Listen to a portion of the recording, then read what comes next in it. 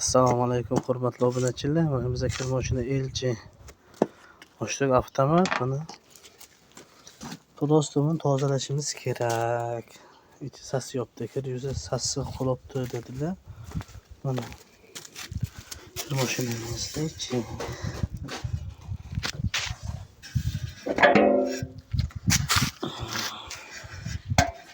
Arkası. Xizmatlarimizni aytaylasizlar. Qo'llangancha xizmatimiz. Vizitlarimiz bor. Obunachilar, mashinamizga kirdik. Miksel bo'ldi.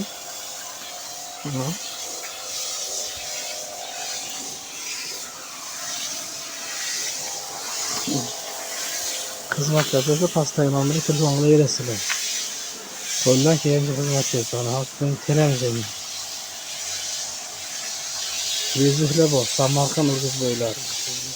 Ishlatib yo'qdi. Mashinamizda ishlatib ko'ramiz.